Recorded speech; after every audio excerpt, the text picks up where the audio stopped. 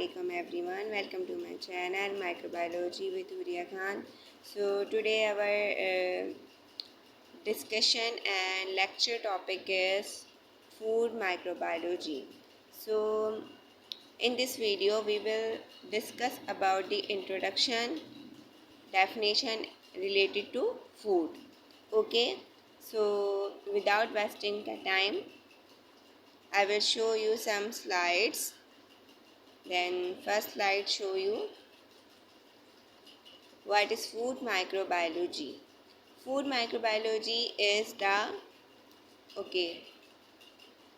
food microbiology is the study of the microorganism that inhibit, create or contaminate food.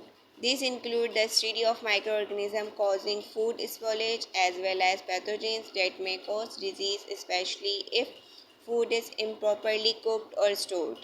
Means food microbiology में हम किस चीज़ के बारे में पढ़ते हैं, उन माइक्रो ऑर्गेनिज़म के बारे में पढ़ते हैं जो हमारे खानों को कंटेमिनेटेड कर देते हैं, ख़राब कर देते हैं. ठीक है, उनकी स्टडी करने को हम फूड माइक्रोबायोलॉजी कहते हैं. या तो वो क्या करते हैं, फूड को स्पॉलिश कर देते हैं या कुछ ऐसे पैथोजेंस आ जाते हैं उसमें जो कि आपको कोई ना कोई डिज़ीज़ कॉज करवाते हैं. ओके, देखें यहाँ पर those used to produce fermented foods such as cheese, yogurt, bread, beer and wine. Microorganisms used by researchers with other useful rules such as producing probiotics. लेकिन कुछ तो ऐसे हो गए जो आपके फूड को ख़राब कर रहे हैं, कंटेमिनेटेड कर रहे हैं, लेकिन कुछ ऐसे भी होते हैं जो आप क्या करते हैं, फूड बनाते हैं. मीन्स के वो फूड प्रोड्यूसिंग होते हैं. जैसे आप यहाँ पर देख रहे हैं कि चीज़, योगर्ट, ब्रेड और बियर, ये जितनी भी चीज़ें बन रही हैं ये किससे बन रही हैं, माइक्रो ऑर्गेनिज़म जो है उनके थ्रू ये चीज़ें बन रही हैं. और यहाँ पर माइक्रो ऑर्गेनिज़म का यूज़ हम एज अ जो रिसर्चर होते हैं वो किस तरह यूज़ करते हैं, एज प्रोड्यूसिंग प्रोबायोटिक्स. प्रोबायोटिक्स जो है ये आपके डाइट्स में, आपके मिल्क में प्रोबायोटिक्स यानी कि अच्छे, जिसको आप आम लैंग्वेज में कह सकते हैं अच्छे जरासीम मौजूद होते हैं. ठीक है, तो वो भी इसी से ही बनते हैं, इसको ड्राइव करके बनते हैं. ठीक है, तो हम आगे इसकी स्लाइड, नेक्स्ट स्लाइड पे फर्दर डिस्कस करेंगे. ठीक है, तो मैं यहाँ पर आगे आपको शो करती हूँ. तो पहले आपको पता होना चाहिए कि जो है फादर ऑफ फूड माइक्रोबायोलॉजी किसको कहा जाता है. फादर ऑफ फूड माइक्रोबायोलॉजी कहा जाता है लुईस पास्चर को. ठीक है, ये भी एक इन्फॉर्मेटिव बात है जो आपको पता होना चाहिए. As a microbiologist, as a researcher, ये चीज़ें आपको पता होना चाहिए. तो अब हम देख लेते हैं इसकी डेफिनेशंस. इसकी डेफिनेशंस क्या क्या हो सकती हैं. फूड माइक्रोबायोलॉजी आपको मैंने बता दिया. अब मैं बताऊंगी फूड की मीनिंग, मतलब फूड हम किसको कहते हैं. Any commodity which can be ingested, digested or assimilated by human body. मतलब कोई भी ऐसी हज़म करने वाली, निगलने वाली चीज़ या एसिमिलेट हो जाने वाली यानी कि ब्लड के शामिल हो जाने वाली चीज़ को जो कौन करते हैं, जो कि ह्यूमन बॉडी में हो, उसको हम फूड कहते हैं. ठीक है, जानदार की बॉडी में उसको हम फूड कहते हैं. फूड साइंस किसे कहते हैं, application of basic science and engineering to study fundamentals, physical, chemical, biochemical nature of foods and principle of food producing. मतलब कि ऐसी एप्लीकेशन, फूड साइंस क्या होती है, एक ऐसी एप्लीकेशन जो कि बेसिक साइंस का आपको बताए, इनके बेसिक साइंस और इंजीनियरिंग का बताए, या उनके फंडामेंटल या फिज़िकल या केमिकल या बायोकेमिकल नेचर का जो फूड का सारी डिटेल आपको दे रही है, उनके प्रिंसिपल्स के बारे में बता रही है फूड के, या फूड किस तरह से प्रोसीड हो रहा है, किस तरह से बन रहा है, वो सारी हमारी किस में आ जाती है, फूड साइंस में आ जाती है. ठीक है, तो मज़ीद यहाँ पर मैं कुछ और आपको स्लाइड्स शो करूँगी. देखें, और हम इसमें ये भी बता सकते हैं multi disciplinary science which deals with production, processing and preservation of foods. मतलब ऐसी साइंस जिसमें हम फूड को प्रिजर्व कर सकें, हम उसको सेव करके रख सकें या फिर उसकी प्रोडक्शन करवा सकें, किसकी, फूड प्रोडक्शन। ठीक है, आगे हम देख लेते हैं मज़ीद यहाँ पर फूड टेक्नोलॉजी। फूड टेक्नोलॉजी क्या होती है, यहाँ पर देखें, it is use of information generated by food science in selection, preservation, processing, packaging and storage. मतलब कि हम फूड टेक्नोलॉजी को किस वजह से यूज़ करते हैं, ताकि हम फूड किस तरह से बन रहा है या वो किस तरह से स्पॉलिश हो रहा है, ख़राब हो रहा है, तो हमें उसकी नॉलेज हो जाए और हम किस तरह से उसको प्रिजर्व कर सकते हैं, पैकेजिंग में रख सकते हैं, स्टोरेज कर सकते हैं। या आप इसकी दूसरी डेफिनेशन ये भी बता सकते हैं, the application of science and engineering to the production, processing, packaging, distribution, preparation and utilisation of foods. Means के फूड को किस तरह से यूटिलाइज़ करना है, बनाना है, प्रोड्यूस करना है और सेव करना है, ये सारी चीज़ें हैं। हम उसको फूड टेक्नोलॉजी कहते हैं कि कुछ ऐसी टेक्नोलॉजीज़ होती हैं जो कि इन सारी चीज़ें करने के काम आती हैं। आगे हम फर्दर देखेंगे स्लाइड्स में। आगे हम लोगों को जो है, मैंने आप लोगों के लिए कुछ और स्लाइड्स बनाई हैं, फूड प्रिजर्वेशन। अब फूड प्रिजर्वेशन क्या होता है, the series of processes employed to extend shelf life and availability of the foodstuff through the application of thermal energy, electromagnetic energy, water removal and addition of additive यानी physical and chemical to raw food commodities and system to prevent their deterioration and ensure their safety। Means food preservation क्या होता है, एक series होती है, मतलब एक series process होता है जिसमें आप लोग क्या करते हैं, फूड की लाइफ बढ़ा देते हैं, उसकी स्टोरेज की लाइफ बढ़ा देते हैं और उसको आप जो है कुछ ऐसे थर्मल एनर्जी या इलेक्ट्रोमैग्नेटिक एनर्जी या इस सारी चीज़ों के थ्रू आप क्या करते हैं, उस फूड को प्रिजर्व करते हैं। जैसे कि आपने टीन वगैरह में भी देखे होंगे, कुछ फूड्स होते हैं जो अगर आप उसको रख देते हैं टीन वगैरह में तो वो ज़्यादा देर चल जाते हैं, अदरवाइज़ आप अगर उसको बाहर रखेंगे तो वो फ़ौरन से एनवायरनमेंट में माइक्रो ऑर्गेनिज़म मौजूद होते हैं, उसको स्पॉइल कर देंगे, ख़राब कर देंगे। लेकिन अगर आप उसको टीन वगैरह में सेव करके, प्रिजर्व करके, उस पर केमिकल्स कुछ ऐसी लगा देंगे तो वो चीज़ क्या हो जाएगी, प्रिजर्व हो जाएगी। तो उसको हम क्या कहेंगे, फूड प्रिजर्वेशन कहेंगे। ठीक है, अब आगे मज़ीद हम और स्लाइड देखते हैं। नेक्स्ट मेरी जो स्लाइड है आपकी है यहाँ पर फूड सिक्योरिटी। अब जिस तरह आपकी सिक्योरिटी होती है, इस तरह फूड की भी ऐसी सिक्योरिटी होती है, उसको किस तरह से सिक्योर किया जाता है वो भी हम देखते हैं यहाँ। Food security exists when all people at all time have physical and economical access to sufficient, safe and nutritious food to meet their dietary need and food preference for an active and healthy life। मतलब food की security क्या होगी कि जब आप क्या करें, आप जो है उसको फ़िज़िकली या इकोनॉमिकली क्या करें, उसको आप सफिशेंट अमाउंट में न्यूट्रिशन दें। मतलब कि उसमें जो न्यूट्रिशन हो वो एक सफिशेंट अमाउंट में, उतने ज़्यादा ना हो जिसकी वजह से वो आपका खाना जो है वो ख़राब हो जाए, वो जल्दी ख़राब हो जाए। ठीक है, तो उसके लिए हमें एक हेल्दी लाइफ गुजारने के लिए भी हमें जो है क्या करना होता है, फूड को एक क्वांटिटी के साथ हमें खाना होता है और बनाना भी एक क्वांटिटी के साथ होता है। कि अगर आपको पता है कुछ लोगों को जो है स्टमक प्रॉब्लम होता है, तो अगर कुछ ज़्यादा मिर्च वाली चीज़ खा लेते हैं उनको फ़ौरन से एसिडिटी हो जाती है। तो यानी यहाँ पर फूड सिक्योरिटी बताने का मकसद ये है कि आप जो जो इंग्रेडिएंट्स अपने फूड में ऐड करें वो एक क्वांटिटी में हो, ठीक है, बैलेंस फॉर्म में हो। अगर वो बैलेंस फॉर्म में होंगे तो वो आपको किसी भी तरह से नुकसान नहीं देंगे। लेकिन अगर आप उसमें क्वांटिटी बढ़ा देंगे किसी भी चीज़ की, तो आप उसकी जो है उसके आप बैड इफ़ेक्ट्स भी देख सकेंगे। यानी कि बैड इफ़ेक्ट्स मतलब वो जो आपको आप पे असरअंदाज होकर किस तरह से आपका पेट ख़राब हो जाएगा, आपको एसिडिटी हो जाएगी या कुछ भी हो सकता है। इकोनॉमिक एक्सेस क्या होगा, अफोर्डेबिलिटी मतलब कि आप जो भी खाना बना रहे हैं वो एक अफोर्डेबिलिटी यानी कि आप अफोर्ड कर सकें, ऐसा हो, ठीक है।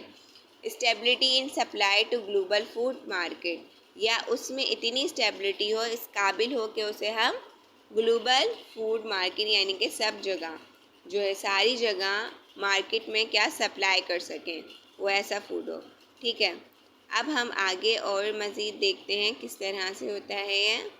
Next slides.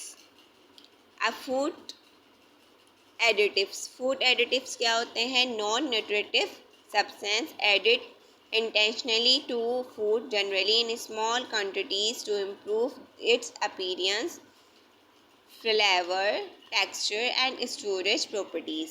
अब ये एडिटिव्स क्या होते हैं? ये एक एक्स्ट्रा न्यूट्रिटिव चीज़ें होती हैं, यानी कि मतलब कुछ ऐसे होते हैं जो नॉन न्यूट्रिटिव और कुछ न्यूट्रिटिव होते हैं। जो नॉन न्यूट्रिटिव सब्सटेंस होते हैं उनको हम क्या करते हैं? इंटेंशनली क्या उस फूड में ऐड करते हैं, ठीक है, जो कि बहुत ही कम क्वांटिटी में ऐड किए जाते हैं ताकि क्या हो, उसकी फ्लेवर, उसका टेक्सचर, उसका स्टोरेज प्रॉपर्टी जो है वो इन्हांस हो जाए, वो थोड़े टाइम के लिए बढ़ जाए। तो इसलिए हम फूड एडिटिव फूड में ऐड करवाते हैं, ठीक है बेटा।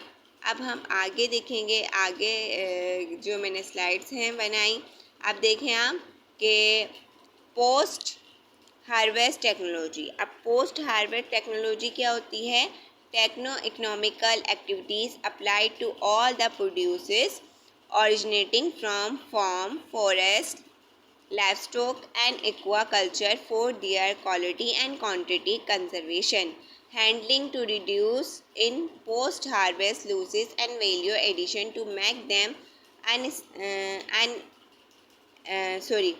enable as food, fiber, fuel, feed and industrial raw material। मतलब पोस्ट हार्वेस्ट टेक्नोलॉजी क्या होगी कि आप पहले से ही उसको, जब उसको हार्वेस्ट करने से पहले ही उसमें अपने फॉरेस्ट, अपने फार्म वगैरह में एक ऐसी चीज़ें ऐड कर रहे हैं जिसको ऐड करने से आपका फूड जो आपको मिल रहा है वो बहुत अच्छी क्वालिटी के साथ मिले, कि बाद में उसमें आपको मज़ीद केमिकल्स वगैरह ऐड ना करना पड़े और वो वैसी ही बहुत अच्छे हों, मतलब कि उनकी क्वालिटी जो है, उनकी प्रिजर्वेशन लाइफ जो है वो है बहुत अच्छी हो। अब शेल्फ़ लाइफ क्या होती है फूड के अंदर, वो भी हम देख लेते हैं कि शेल्फ़ लाइफ ये क्या कह रहे हैं। The period between the processing and the retail purchase and use of food product, during this finite period of time the product is in a state of satisfactory quality in terms of nutritional value, taste, texture, appearance and use। मतलब वो period जो किसके between हो, जो process हो रहा है, मतलब सेल परचेसिंग का, परचेस करने का, रिटेल करने का, ठीक है, या फिर फूड को प्रोडक्ट मतलब के एज अ प्रोडक्ट यूज़ करने का, वो सारा पीरियड शेल्फ़ लाइफ कहलाता है। कि वो एक चीज़ एक तैयार हो रही है बिकने के लिए, उसकी क्वालिटी अच्छी करते हैं, उसमें उसकी जो लाइफ होती है प्रिजर्वेशन लाइफ उसको बढ़ा देते हैं, उसका टेस्ट, उसका टेक्सचर, उसके अपीयरेंस को अच्छा करते हैं ताकि वो मार्केट में अच्छी तरह से बिक जाए और अच्छी तरह से जो है वो आपको लोग उसको ख़रीदें और ज़्यादा से ज़्यादा लोग उसको परचेज़ करें, ठीक है। अब स्टोरेज में क्या क्या चीज़ें आ जाती हैं वो भी मैं आपको बता देती हूँ। स्टोरेजेस में आ जाती हैं ड्राई स्टोरेज, जो कि क्या होता है, यानी कि हम टेम्परेचर दे के उसको स्टोर करते हैं फूड को, तो वो क्या कहलाएगा? Dry storage. कूल स्टोरेज मतलब जिसमें हम टेम्परेचर देंगे लेकिन माइनस, मतलब कि 20 से below, as in a refrigerator और चैम्बर, जिसको हम फूड को कहाँ रखेंगे? कूल प्लेसेस में रखेंगे, जैसे कि रेफ्रिजरेटर हो गया और या फिर चैम्बर हो गया, हम उसको उसमें रखेंगे, ठीक है। और रेफ्रिजरेटर स्टोरेज कितना होता है? -0 से 8 सेंटीग्रेड, ठीक है। ये आपको एक नॉर्मल मतलब के एक रेफ्रिजरेटेड स्टोरेज टेम्परेचर इन्होंने यहाँ पर मैंने मेंशन कर दिया है आपको, ठीक है। अब ये देखते हैं freezing compartment. In a refrigerator storage means to store at temperature of about 0। Freezing मतलब फ्रीज़ हो जाना। कुछ चीज़ें आप अपने फ्रीज़ में जो है फ्रीज़र में फ्रीज़ करते हैं, जैसे गोश्त आप फ्रीज़र में रख देते हैं ताकि वो फ्रीज़ हो जाए और वो ख़राब ना हो। ठीक है, तो इस तरह से आप उसको स्टोर करते हैं अपने फूड को।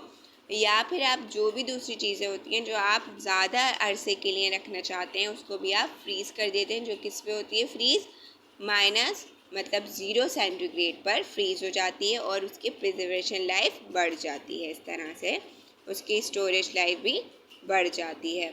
अब ये देखें, यहाँ पे लिखा हुआ है reducing temperature by 10 centigrade doubles the shelf life.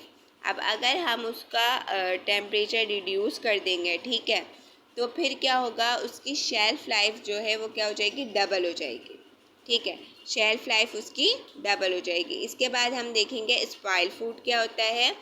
डिकाई और डिकम्पोज फूड और अनफिट फॉर ह्यूमन कंजम्पशंस, जो मतलब वो फूड जो कि ख़राब हो जाए, डिकम्पोज हो जाए और जो इंसानों के खाने के काबिल न रहे, उसको कंज्यूम करने के काबिल न रहे, वो उसको स्पॉइल फूड कहते हैं हम। Depending upon the age of spoilage foods are grouped as, अब इसमें इनमें कुछ ग्रुप्स किए गए हैं स्पॉइलेज फूड में, ठीक है, स्पॉइल फूड में। नॉन पेरिशेबल और स्टेबल फूड, ये कौन से होते हैं, do not spoil easily if handled properly, मतलब प्रॉपरली अगर किसी चीज़ को हैंडल किया जाए वो स्पॉइल नहीं होंगे इजीली, ठीक है, तो उसको हम नॉन पेरिशेबल या स्टेबल फूड्स कहेंगे, जैसे कि dry grapes, sugar, floor, etc, ये सारे। सेमी पेरिशेबल फूड मतलब do not spoil easily if handled and stored properly, अगर आप उसको हैंडल प्रॉपरली करेंगे, हैंडल करेंगे और प्रॉपरली उसको क्या कर देंगे, प्रिजर्व कर लेंगे, जैसे कि पोटैटोज़ हो गए, एप्पल हो गया, पम्पकिन्स और वाइल्ड्स, कोकम्बर्स, ईटीसी, ये सारे हो गए। ठीक है, इसके बाद हमारे पास आ जाते हैं आगे नेक्स्ट स्लाइड में। देखें आप, थोड़ा सा मैं और आपको मज़ीद एक्सप्लेन करती चलूँगी अपनी दूसरी स्लाइड्स में कि किस तरह से इनके, और थर्ड आपका आ जाता है perishable food, non perishable, semi perishable and perishable. बेटा ये भी याद रखना है आपको। पेरिशेबल फूड्स कौन से होते हैं, स्पॉइल इजीली, जो कि इजीली स्पॉइल हो जाते हैं, hence special method of preservation need to be employed, जिनके लिए हमें एक स्पेशल मेथड रखना पड़ता है उनको प्रिजर्व करने का, ठीक है, उनकी प्रिजर्वेशन के लिए। तो उसमें क्या हो जाते हैं, फ्रूट्स एंड वेजिटेबल्स, उनकी प्रिजर्वेशन के लिए हमें एक स्पेशल जो है वो पूरा प्लान करना पड़ता है ताकि वो जल्दी से ख़राब ना हो। अब ये बता रहे हैं कॉजेस ऑफ स्पॉइलिश फूड, क्यों जो है फूड आपका स्पॉइल होता है, और vegetables. Growth and activity of micro organism, किसकी वजह से, एक्टिविटी और माइक्रो ऑर्गेनिज्म की शामिल होने की वजह से, उनकी ग्रोथ हो जाने की वजह से वो ख़राब हो जाता है। Insects, rodents and other animals, कुछ एनिमल्स या फिर इंसेक्ट्स की वजह से भी ऐसा होता है। Action of enzymes of the plant, या कुछ प्लांट के एंजाइम्स की वजह से भी ऐसा होता है। पुअरली केमिकल रिएक्शन, अगर उनमें अच्छे से केमिकल रिएक्शन नहीं हुए, मतलब कि अगर प्योरली हो गए और अगर नहीं हो पाए, तो दोनों कंडीशन में वो फूड स्पॉइल हो जाएगा। Physical changes such as those caused by burning, drying, pressure, freezing, etc, अगर आप अगर वेजिटेबल को ओवर कुक कर लेंगे तो भी वो ख़राब हो जाती हैं। आप फ्रूट्स को ज़्यादा दिनों तक रखेंगे या ज़्यादा टेम्परेचर पे या बहुत कम टेम्परेचर पे रख देंगे तब भी वो फिज़िकली ख़राब हो जाएंगे, या बाहर पड़ा छोड़ देंगे तब भी वो ख़राब हो जाते हैं। हाई मॉइस्चर कंटेंट, अगर उनको आप बहुत ज़्यादा नमी वाली एरिया में रख रहे हैं तो वहाँ पर भी फूड ख़राब होने के चांसेस बढ़ जाते हैं, यानी कि ख़राब वहाँ पर हो जाता है फूड जो होता है। ठीक है, तो ये था आपका आज की वीडियो, जो कि एक छोटी सी इंट्रोडक्टिव वीडियो थी हमारी फूड माइक्रोबायोलॉजी के बारे में। इसके बाद इंशाल्लाह फूड माइक्रोबायोलॉजी में भी बहुत सारी ऐसी चीज़ें हैं जो डिटेल में होती हैं, वो हम फर्दर इंशाल्लाह we will study in our coming classes. So thanks for watching. If you like my video, my lectures, please like, share with your friends, classmates and others, and subscribe my channel. Okay, Take care. Allah Hafiz. Thanks for watching again.